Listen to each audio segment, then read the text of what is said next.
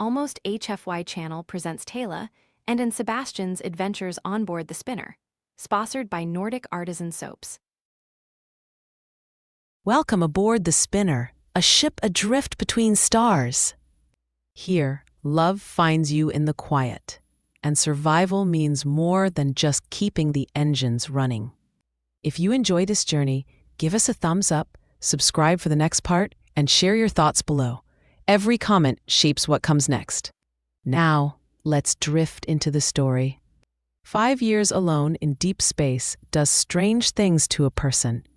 The spinner's engines hummed steady, the only heartbeat left since his last co-pilot, since that lock sealed and the quiet got too loud. Sebastian tried to fill the silence with anything. Engine noise, broken tunes, bad coffee, stray cats. But loneliness stayed, a hollow just under the ribs. Then came Teyla, hired on a backwater station a year ago. She was all sharp lines, old scars, a 200-year gaze that never blinked. They said she was a vampire. He laughed, nervously, when she wasn't looking. Gravity cut out without warning. He floated mid-motion, one arm still clutching the corner of the sheet. She was already gone. Straight up. She'd tried to kick off from the foot of the bed to get control, but overshot and wedged herself into the piping above the vent grid. Stuck, damn it! Strong body. Sharp instincts. Too much force. Classic vampire maneuver. He launched low, trying to help her get free, but missed his angle and ended up gripping her firmly just below the breasts, with one arm, and the other hand was just full of Teyla, warm, soft breast. She hissed loudly, more from shock than anything else, and made an amused giggle shortly after, then recoiled, typical of her. If you wanted a cup, you could have asked. I was aiming for your ribs. Sorry. He avoided her gaze, cheeks coloring, as he untangled her. She wriggled free, kicking off the bulkhead with practiced legs.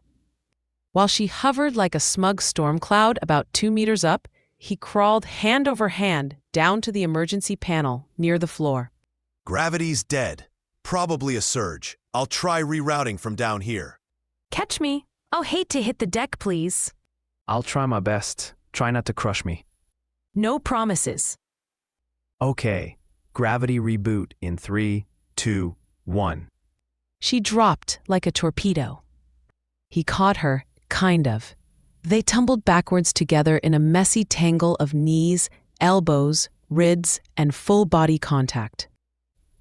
Snap. Her backstrap gave out with precision timing. Her tank top folded forward. 2 breasts hit him full in the face like a low-velocity ambush. Its pants registered the moment, visibly. She landed half on top of him, looked down, and with a smirk, ripped the top off completely with one hand. You've seen me nude before, but maybe not so in-the-face kind of way. Do you just... He froze, eyes wide, mouth working soundlessly, as his face went sunset red.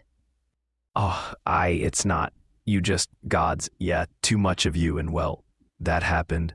He crab-scrambled backward toward the fresher, hands awkwardly shielding his waistband. I'll just, shower, right? I'll be back, sorry. She watched him vanish, topless and perfectly composed, shaking her head as she lingered in the doorway, eyes glimmering with laughter. She stood at the coffee unit, topless, her back against him, calm, humming, shirt draped over her shoulder like a towel, like nothing had just happened. He blinked once, then twice, then moved. In 3 long strides, he was behind her. He didn't speak, just slipped an arm around her waist and lifted. She let out a surprised little yelp as he sat her right on the edge of the bench beside the coffee dispenser. Want some? His voice was lower now, not joking, still breathless, but steady. And the look in his eyes, hungry, sure, but anchored. She glanced downward, smirking. He really perked up fast, she thought. Her legs swung lightly for a beat, Then, deliberate, slow, she slid the waistband of her underwear down her hips. The fabric fell away, and she tossed it aside, spreading her knees wide, pulse fluttering in her throat. She didn't speak. Her breathing, quick and shallow, did all the inviting. He swallowed, then stepped forward. She smiled. Their foreheads met, her breath caught. Lips brushed. Hands found skin. Tension melting as her back arched up. Body asking him closer. No more teasing. No retreat. He moved with a new certainty, one hand steady on her hip, the other ghosting up her side. She tensed, then let go, her body answering every advance, muscles loose, mouth parting for him. Somewhere behind them, the coffee overflowed, steam curling around the counter like ghost applause. Neither noticed, lost in the gravity between them. She felt his hands, steady now, no more nervousness, on her thighs. Hesitant Sebastian was gone, thumbs stroking circles into her skin. He stepped in, warmth pressed in close. She gripped his back, nails dimpling skin, guiding him. She gasped, sharp. The kitchen vanished. There was only him, his hands gripping her thighs, mouth trailing heat along her neck, every move sinking to the twitch of her breath. She tangled her hands in his hair, tugged him closer, a laugh breaking into a sob as the pressure built inside. Her hips lifted, pressing into him, then writhed when he moved lower, his mouth exploring, each touch lighting a new fire. Her vision started to blur, every sense tuned to the rhythm of his body on hers. He watched her face for every signal, the flutter of lashes, lips parted on a ragged breath, hands clutching at his shoulders. Each time she arched or shuddered, he learned, slowing when she needed air, rougher when her nails bit in, bolder when her hips bucked, pleading for more. He dipped lower, mouth hovering, until she arched up, desperate, a sound escaping her lips that made him bold. He held her tight, the power running through him now. She felt pressure rising fast, heat blooming under her skin, his mouth closing over her breast, her whole body tensed, nails dug into his back as her breath stuttered, every pulse a drumbeat dragging her to the edge. Her body tensed, spine arching, toes curling, everything drawn tight as a bow. The wave broke, her cry muffled against his shoulder as she shook around him, heat and shock and fierce shuddering release. She felt him go, his breath catching, a deep, wordless sound. His hips pressed tight as his own release rushed through, wave after wave inside her, synced with her fading ripples. That was what undid her most, knowing he'd given up all hesitation. Don't move. Just hold me. Gods, I almost fell off the fucking bench. That's never, not like that. Hey, look at me. I'm not going anywhere. That's what happens when somebody actually listens and cares. You couldn't get rid of me if you tried. After, she wouldn't let go, her hands locked behind his back, legs still trembling, sweat sticking her chest to his. Her face pressed to his neck, tasting salt, feeling every shiver. The only sound was their breathing, rough, staggered, in sync at last. Slowly, the world began to drip back in, cold countertop against her thigh, the soft hiss of the coffee unit still idling, the tick of a coolant pipe under her heel. Her mind refused to organize anything. She blinked, then again, like trying to wake from a dream she wasn't sure she wanted to leave. Her heart still thudded in strange places. Her wrists, her knees, her throat. She felt like she'd collapsed, somewhere between ecstasy and system reboot. Gods, what even was that? I've lived through 2 centuries and I've never, never felt anything like this. It's like my whole body just lit up from the inside out. I don't think I've ever exploded like that before. Not ever. She tilted her head back, looking at him. Really looking.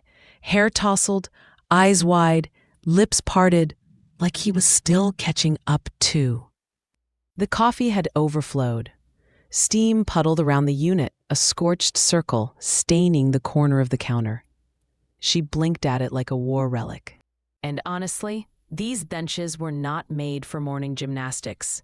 The kitchen looks like a war zone, and my hips hurt. Hang on. She stepped off the bench, flinching as her foot squelched in something unidentifiable. I think I've been filled up to my ears. Look at the floor. Seriously, was all of that in you? Where? She laughed, looking carefully at Sebastian's lower half, then glanced around at the chaos, scorched coffee, puddles, stray clothes, and caught Sebastian's eye, both of them grinning in shared disbelief, just as Bobo slunk in, nose twitching. Bobo's ears twitched at the sound of their laughter. He paused, nose wrinkling, as he surveyed the battlefield of spilled coffee and scattered clothes.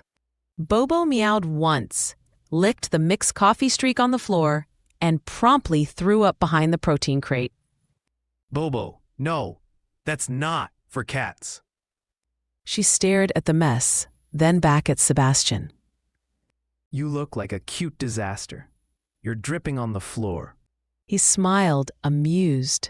Well, you made that happen, and it was really nice. Mind-blowing, really. Need more of that. She smiled, reached for a rag, and immediately slipped on the mess on the floor. She landed in a sprawl, hair across her eyes, rag abandoned. Sebastian stepped over the disaster and knelt beside her, a crooked smile breaking through. He offered a hand. She took it, letting him pull her upright, still a little shaky, both of them grinning now. The mess forgotten for a moment, she leaned in, pressing a kiss to his lips. Open, grateful, a little wild, then softer, lips lingering at the corner of his mouth. Took some time. I've pushed, waited to see you, Sebastian. The real you. It was worth every minute. You're different. What I needed. He brushed her hair from her face, thumb catching a tear, eyes wide and open, letting her see everything he usually hid. Most people, they don't even try to understand or make me feel. But you actually see me.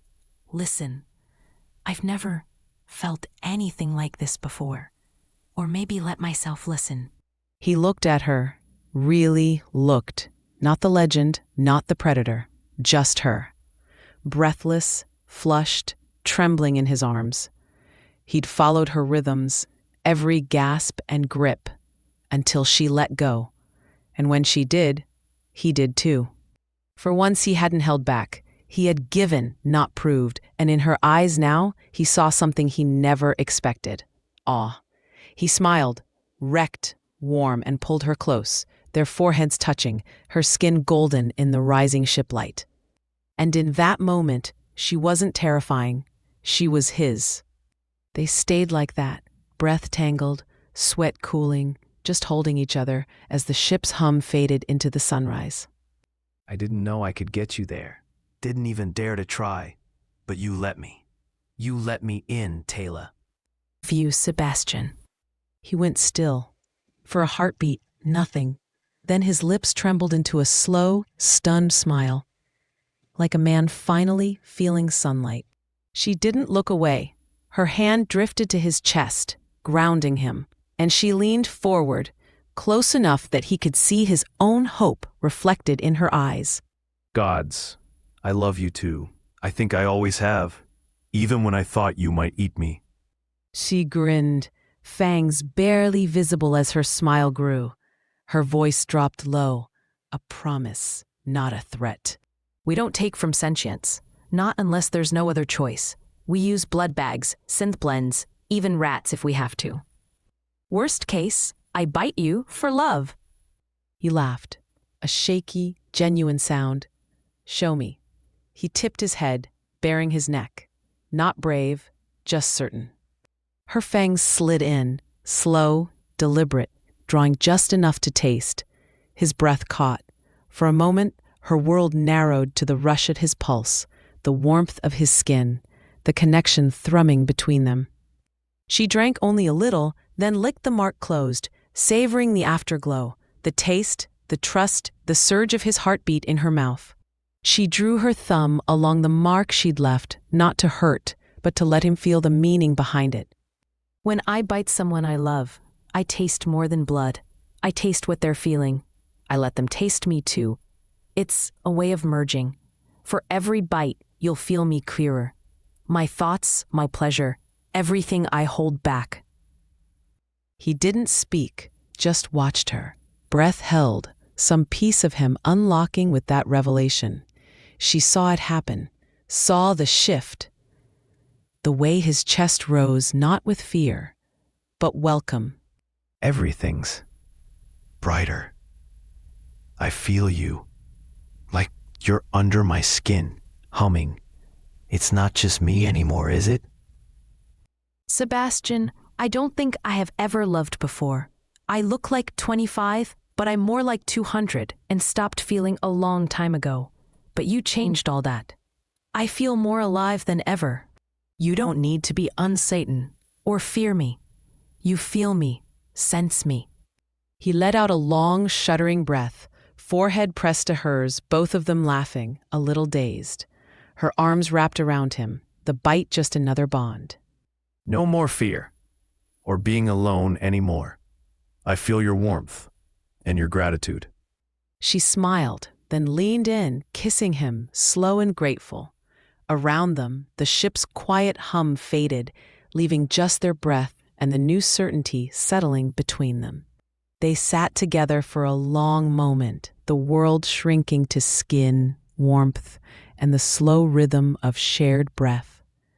Teyla's hand found his, fingers weaving through his, uncertain, then sure. He squeezed back, grounding both of them. No need for words. Every wall that ever stood between them had fallen. She nudged him, just a gentle tilt of head and shoulder, until he understood and stood. They moved together, hand in hand, silent but for the soft shuffle of bare feet on deck plating. His cabin was barely bigger than the bed.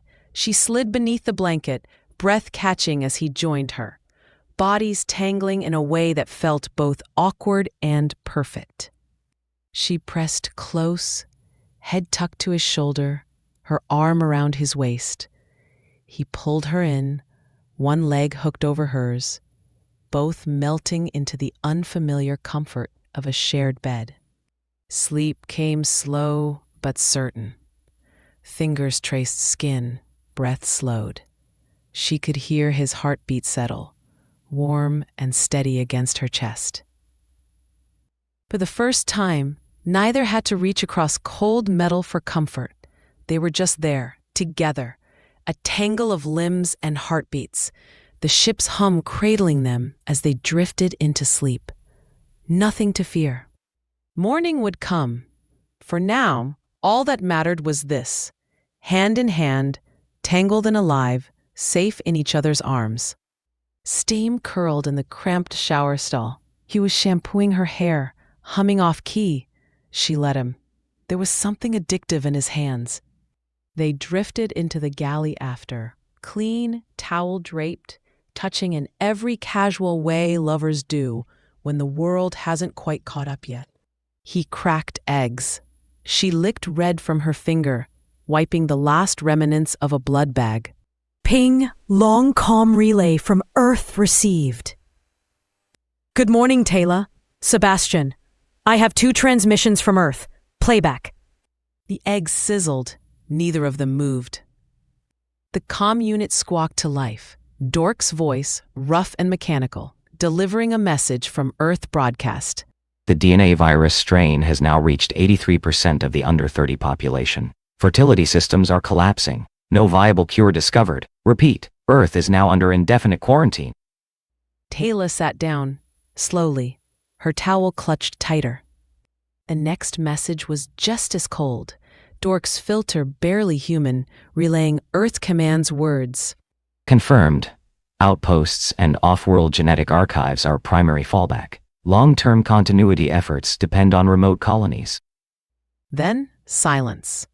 Penelope waited exactly 4.2 seconds. With recent developments, I have run 3.8 million scenario trees. Teyla, your immune expression is not just protective, it's adaptive. Even hybrids show correction of flawed germline markers. I propose the following. Remove your reproductive inhibitor implant. Begin attempts to produce offspring. Also, Thawing Bobo. Sebastian froze. Wait, Bobo? Correct. Bobo was stored in Feline Cryo Unit 3A following excessive behavior during launch protocol. Records indicate he attempted to mate with the CO2 scrubber. Teyla blinked. Bobo is a cat? Species, Felis catus. Subtype, red. Status, alive. Emotional range, 98% disdain, 2% unearned superiority. I love that damn cat. You may now become a family unit. 2 adults, 1 hybrid-compatible womb, 1 feline, no canine species available. Sorry. Teyla looked sideways, still towel-wrapped, lips twitching into a smile. Can't believe I'm saying this, but let's bring Bobo home. Penelope's voice softened almost imperceptibly.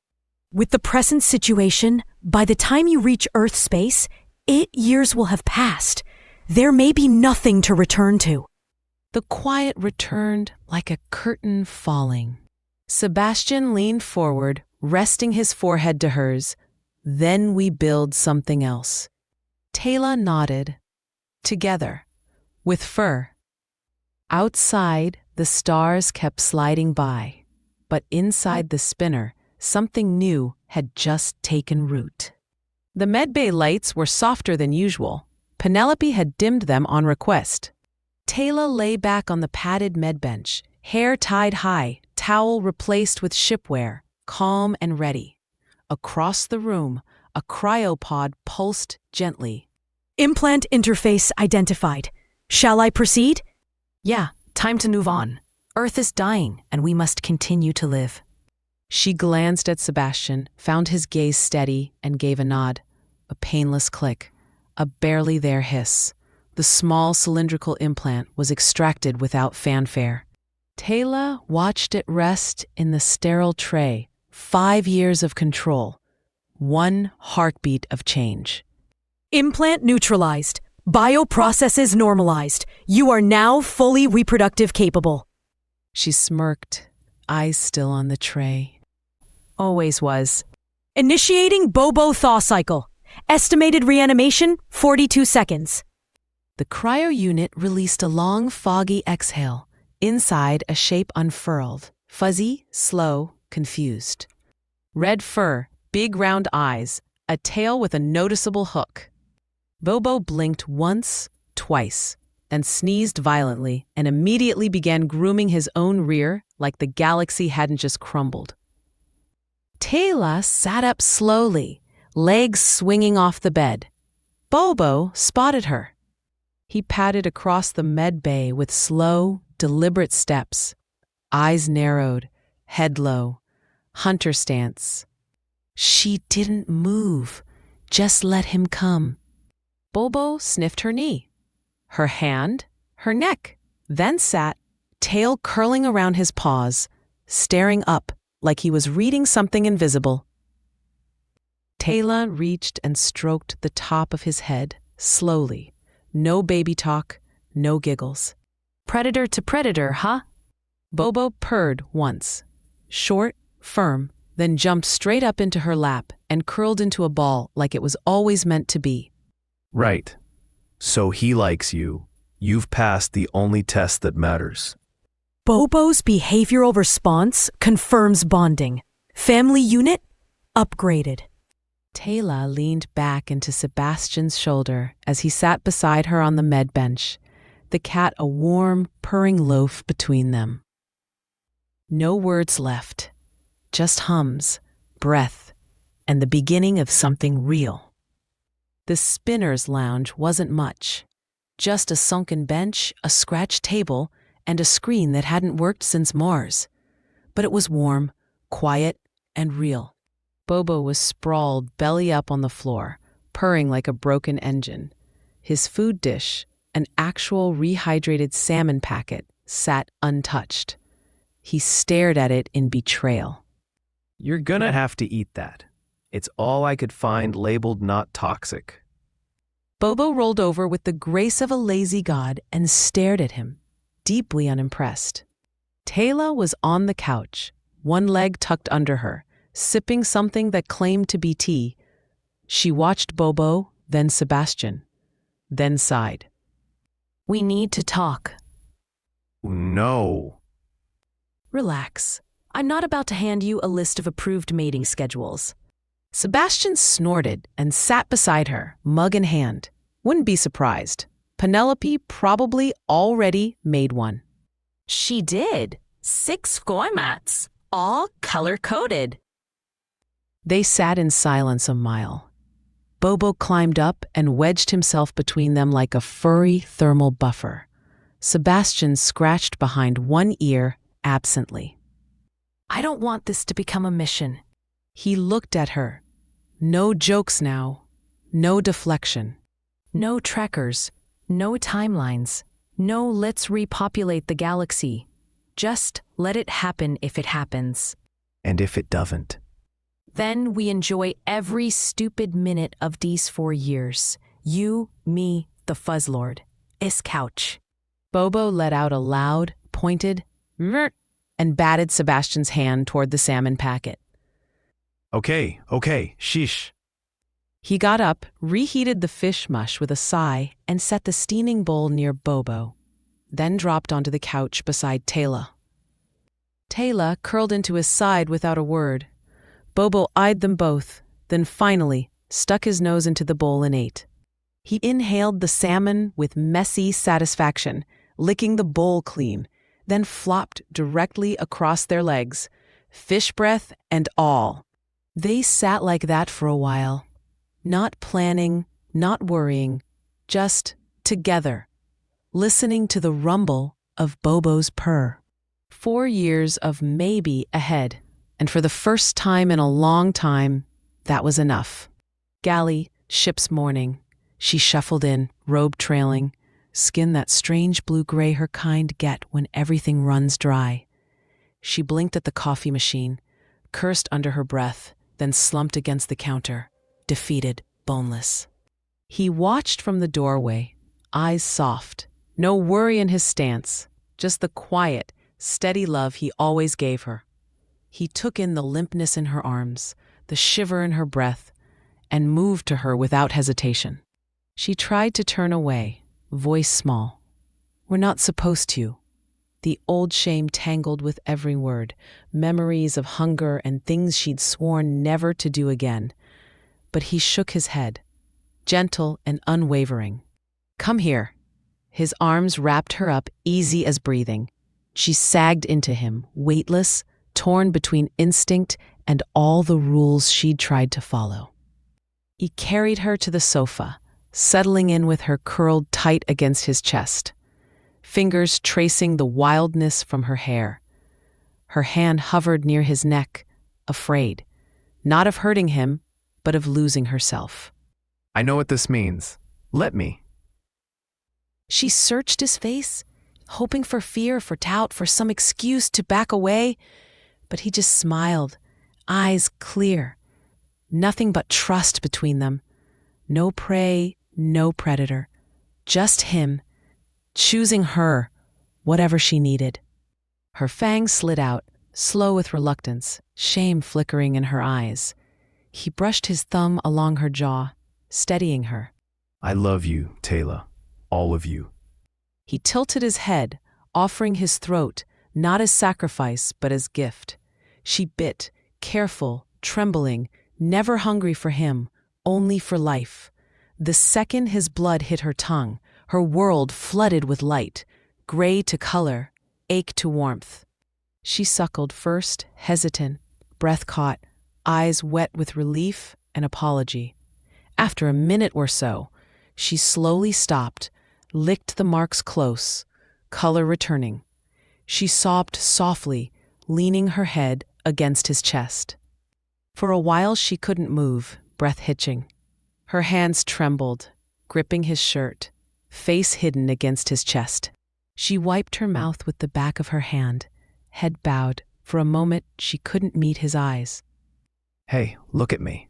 You're still you, always. I said never again, but the old vow felt brittle, swept aside by need. But his touch grounded her. No judgment, no revulsion, only warmth. Thank you for not making me feel like a monster. He brushed her hair back, thumb gentle against her cheek, gaze steady. His voice came low, steady, anchoring. You never lose your dignity, not with me. Needing help doesn't make you less. The shame loosened its hold. She managed a shaky smile, letting herself rest, letting herself be cared for, just this once. He stroked her hair, holding her close, his love solid and warm as bone. She melted against him, safe and whole, letting herself believe, for a heartbeat, that none of those old fears mattered. Still you, he whispered into her hair. Still us. She let out a shaky laugh, tears streaking her cheeks, color blooming everywhere. She tucked herself deeper into his arms, holding on, loved, needed, not alone. The kitchen hummed around them. His fingers drew circles at her nape, her hands fisting in his shirt, both of them steadying the world for a moment. They stayed like that for a time. Tears streamed down her face, but her smile was radiant, every ounce of joy and relief pouring out, their bond humming like a wire. Finally home, after a year of circling each other, of wanting. At last, what her body had refused to feel with others, her bond with him made real. After a while, he nudged her gently. Breakfast? She nodded, that bright, private smile, the one that only ever belonged to him, breaking through, light, alive, and home. I'll hit the shower first. Wait for me. She let her robe slip just inside the galley door, fabric pooling on the floor. She paused, back arched, basking in the golden light, every inch of confidence blooming in her posture.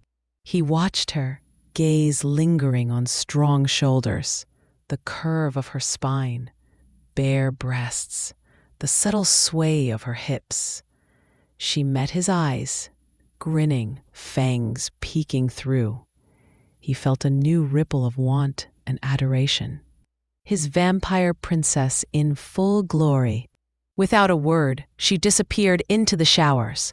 A moment later, water thundered on, steam curling from under the door.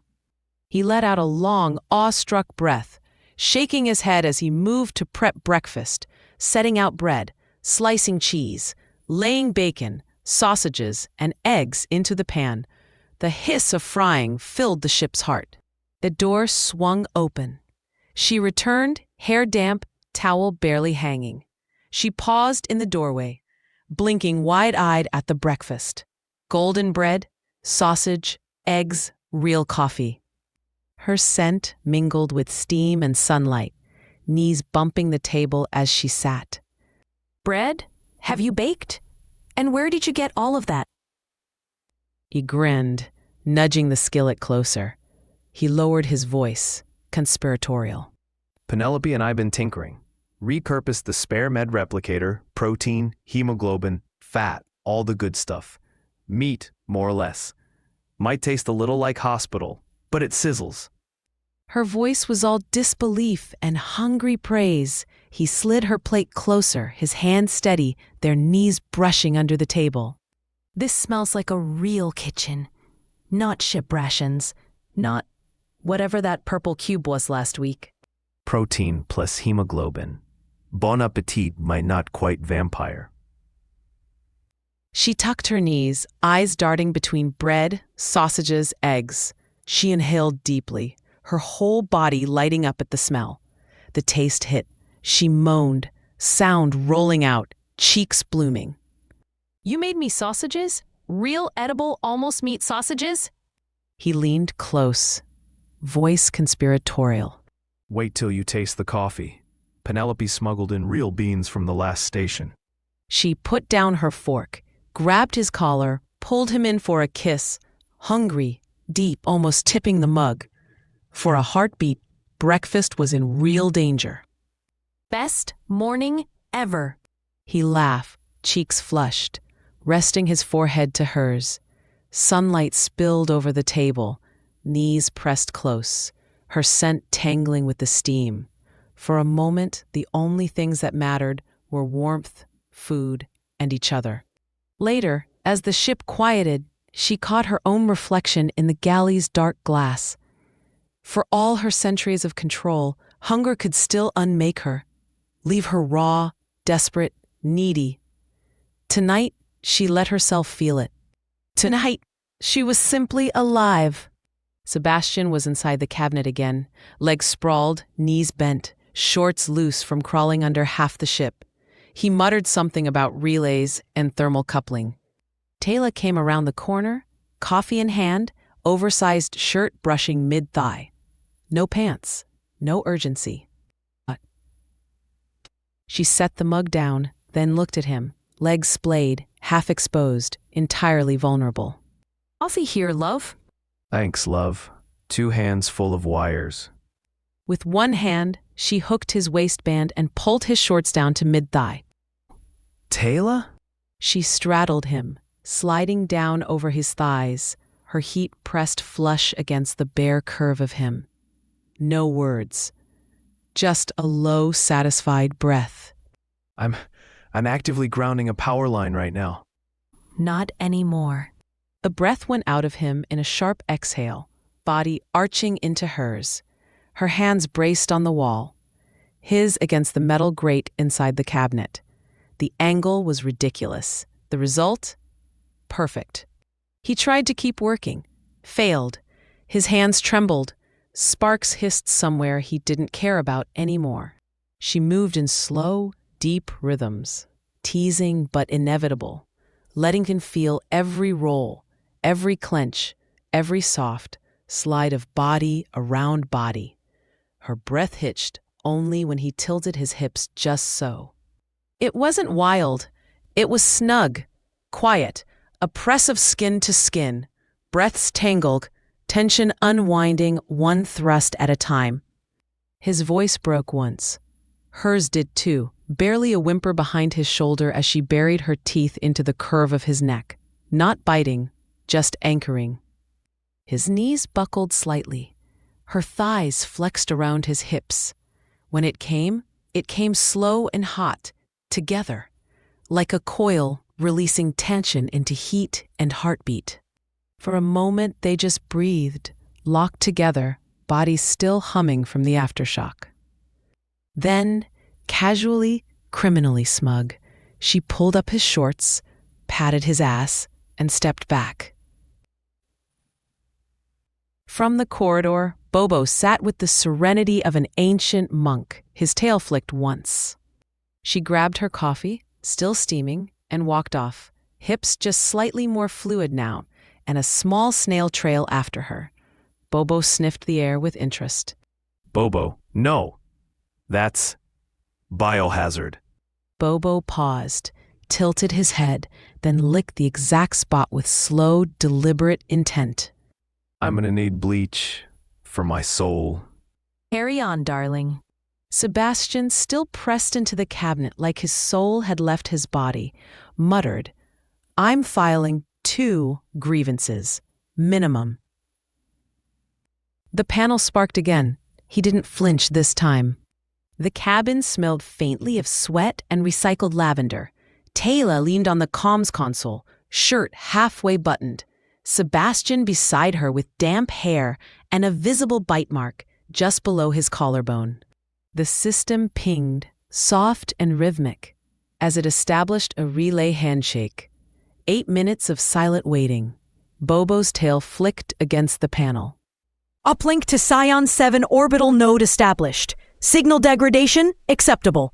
Begin transmission. Scion 7 Command, this is Spinner-class vessel Viridian Leaf, en route from Earth Sector. Relay ping received. Status update requested. Cargo manifest intact. Crew status stable. Estimated transit remaining 4 years, 2 months. Requesting confirmation and logistical data for docking procedures. They glanced at each other. Teyla smoothed her shirt with one hand. Sebastian scratched behind his ear, jaw tight. Bobo yawned loudly on the console. A grating artificial voice crackled over the speakers.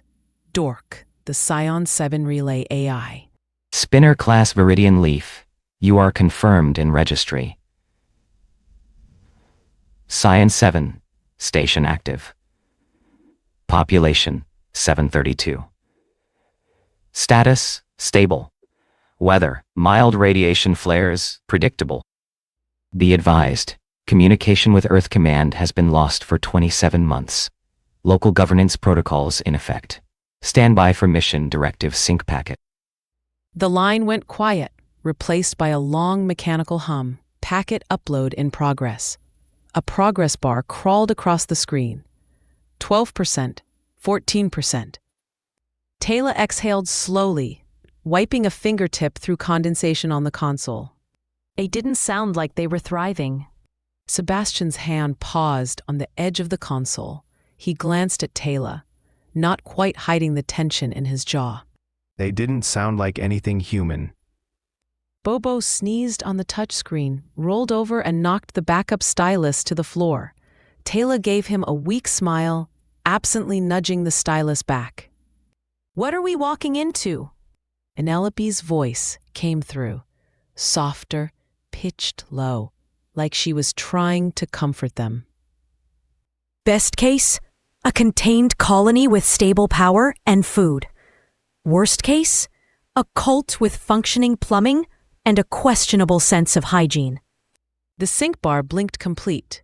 A new line of data opened across the display. Teyla leaned forward, eyes narrowing as the first chart scrolled into view. Neither of them spoke. Not yet.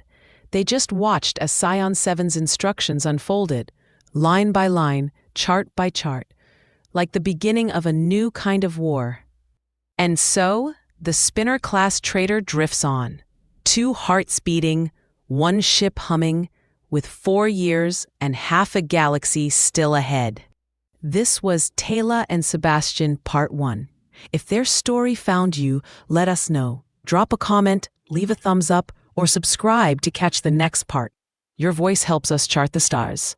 Until then, may you find warmth, wildness, and your own strange gravity out there among the dark.